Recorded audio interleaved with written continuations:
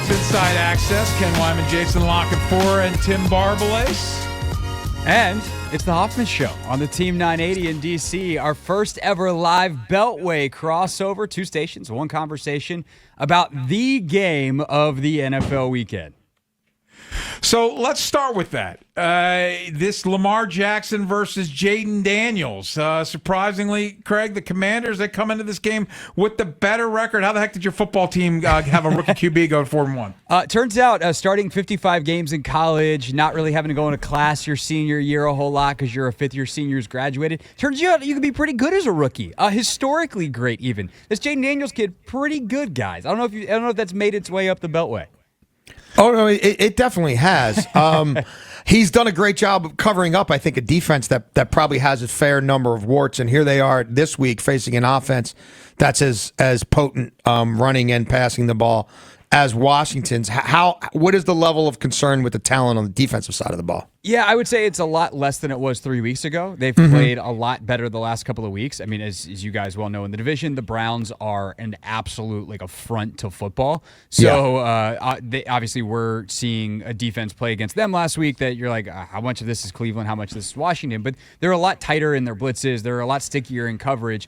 I'm curious, to me, the game flow in this one is so interesting. Can Washington shut down Baltimore's run game, or at least slow it enough that Jaden can keep up? Obviously they haven't had to chase a game all year, and so to me, that's the big thing in this one is how does Washington's defense play against Baltimore's run game, and do they follow a similar model as Cincinnati? I would assume they do something like that. If they do, what's your confidence level in Lamar to put on a similar explosive type performance in the air that he did last week, or do you think that they'll just be able to run it anyway? I mean, I think that they'll have success on the ground with I think they can pick and choose. Yeah, because with the Commanders giving up 5.1 yards per carry, and they really haven't been tested a ton on the ground because they're scoring so many points, the highest scoring offense in football. I think Derrick Henry could have a good game. Yeah, no, that scares the bejesus out of me. Is does Henry have 200 yards? And it's weird because they've given up a ton of explosives, but they also have a decently high stuff rate. So they'll give up a 30-yarder and then -2, and all of a sudden you're in 2nd and 12, and you might be on the edge of field goal range, but 2nd and 12 isn't where you want to live. And then I think the other part of that is the Baltimore pass defense, we all know they're ranked 31st in the league. Is that an actual concern, or is that nature of they've been up in some games and teams are trying to hit them? They just brought Dean Pease back to be a consultant. They brought him out of retirement for the 4th time. It's a concern. And look, we were talking all offseason about the potential of this secondary, the back end, because they did historic things with this defense last year. Number 1 in the league in takeaways, sacks, points per game, but they've been getting up a ton of explosive plays through the air. Is that something that is that a personnel issue? Some of the guys that left, or is that they're still trying to figure out the Mike McDonald replacement? There you go. Yeah, the brain, not only McDonald, but Denard Wilson's defensive coordinator in Tennessee now. Anthony Weaver's defensive coordinator in Miami. We like to call it a brain drain that has occurred. And Zach Orr he could be great at some point, but what's he, 34 years old? First 32? Time he's ever called 32. First time he's called plays. I mean, it worked for McDonald. It did not right away. The first 8 games. Not till they got Roquan Smith. Yeah, go look at that Miami game, year 1 for Mike McDonald. Buffalo game, Fair enough. I know Roquan's been I've heard his name bantied about in terms of struggling a little bit more this year. Is that I guess the question I'm trying to get at is okay, the pass ranking we know is bad. They're 31st in the league. There's only 32 teams. As someone who hosts a radio show here in Washington, I'm very familiar with that part of defensive and offensive rankings, frankly. But is it the back end? Is it a lack of pressure? Is it those two things not marrying up? If you're Cliff Kingsbury going into this week, what is the thing that you were trying to exploit that so many others have? Well, the middle of the field has been open for business against this Ravens team. They've given up some of the most passing yards over the middle of the field, but also the most air yards. I mean, deep plays, there's been a lot of miscommunication on that side. I mean, Roquan, is he being asked to do too much in this defense? Obviously, Patrick Queen not here from last year. Trenton Simpson's a young player that's kind of been exposed a little bit here. I think it's a lot of things. Yeah, I mean, there's not any one thing, right? Like, they've allowed 19 completions on 24 passes between the hash marks. They allowed 35 all of last season. Struggle to cover backs out of on little wheel routes and checkdowns. Like, it could be a day for Robinson to do some of that. They've given up a ton of yards downfield outside the numbers on balls that are 25 yards or deeper through the air. They've had communication breakdowns where not everybody understands exactly what the assignment is and what coverage they're in, and that's given free runners to Xavier Worthy for a walk-in touchdown. Last week they couldn't defend a bubble screen when they blitzed against Joe Burrow, and he is Joe Burrow, and Jamar Chase goes 70 yards on a screen. Like, they give 170 yards of yak last week. Like, tackling is also an issue. Like, it's really all everything. the above. It's really all the above. From your standpoint, because you mentioned pass rush, and Kyle Van Noy went off for 3 weeks, but the edge rushers outside of him haven't been consistent. Matabike will wreck a game from inside.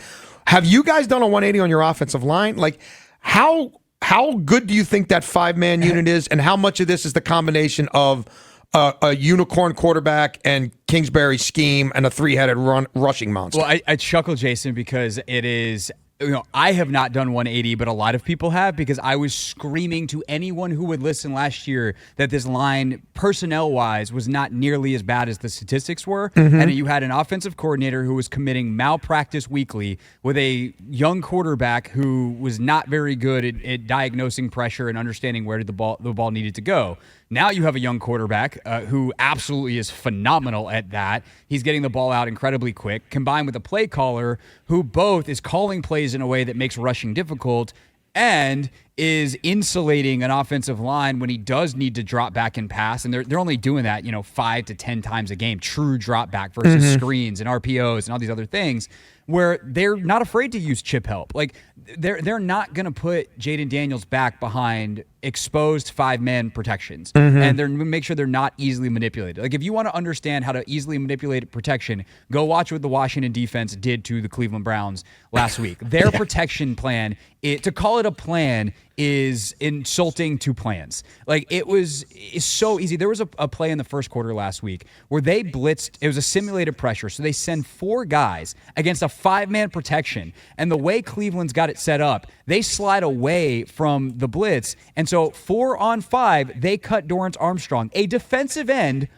completely loose. So Cliff Kingsbury, he doesn't do stuff like that. They make sure we're chipping Myles Garrett, for instance, last week. They will chip and send help, and their backs do a great job in pass pro blocking, specifically Jeremy McNichols, their third back, who's come in and had a couple of big ones, and then Austin Eckler has been just outrageously good at everything this year.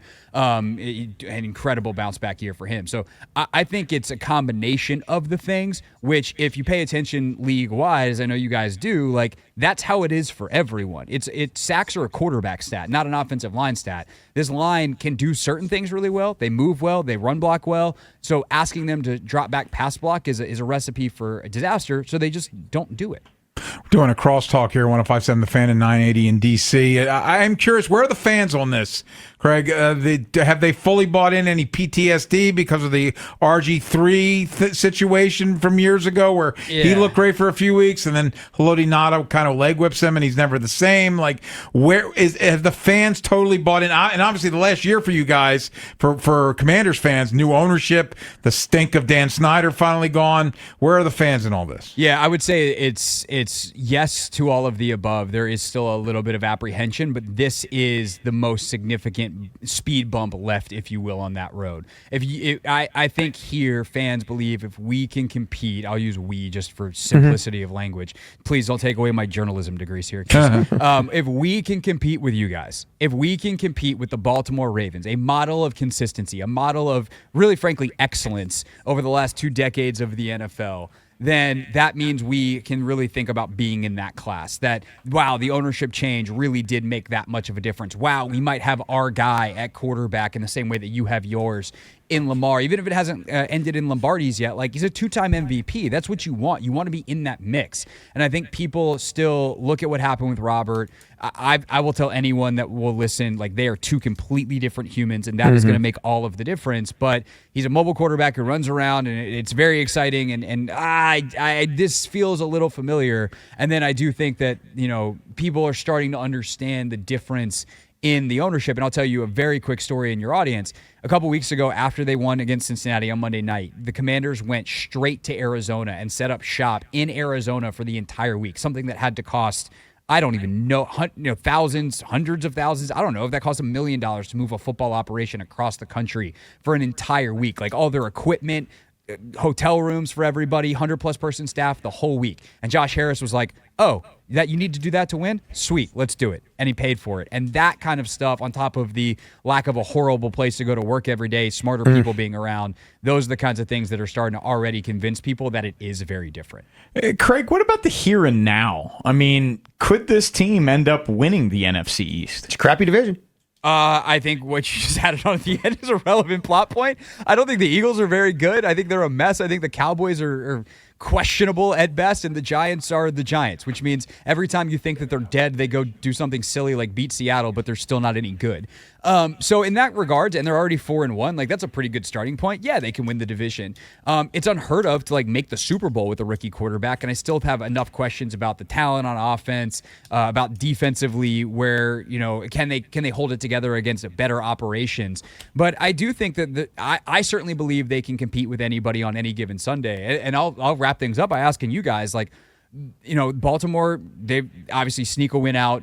They get the help of a bad snap in overtime and all the other things that go right. But hey, they won, and ultimately, y'all are having a good season up there. And I think we know that if your team is around in the end, like, they're going to be a pain in the butt in the playoffs. But in the here and now, how nervous are Ravens fans about Jaden Daniels coming to town and putting up another 300-yard day and leading all the highlight reels on Sunday night? Expect to be a shootout. Yeah, I'm on the over. I mean, that might be chalky in public, but 52.5 ain't scaring me off in this one.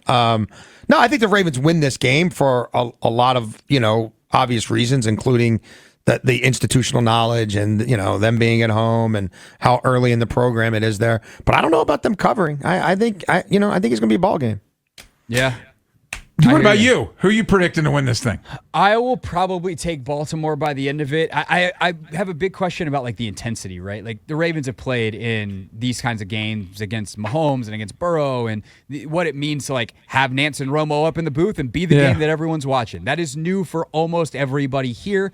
I do think Jaden Daniels doesn't give anything about that. Like, he's convinced that all the stuff he went through at LSU, Alabama, and all that kind of stuff, like, is just as big. And I don't know that he's wrong on, like, LSU, Alabama on a Sunday night in Baton Rouge. So I think that he doesn't care, but it is a big stage for a lot of these guys. And I wonder if this is a huge learning point for them. And that's the one thing about their loss this year. Dan Quinn came out of that loss against Tampa in week 1, was like, that's fine as long as we learn the lessons. I wonder if this is a lessons game ultimately for Washington, and that later in the season, and, if they're in the playoffs for the next whatever number of years with Daniels, that they look back at this game and be like, that was the game where we learned how to win. But they might lose it this weekend, if that makes sense. Craig Hoffman, this was fun, man. Thank you so much for doing this. We enjoyed it. Enjoy the game. Yeah, Jason, Ken, Tim, great to be with you guys. Appreciate you doing it, and we'll talk to you down the line. This is the Hoffman Show on the Team 980 and the Odyssey app.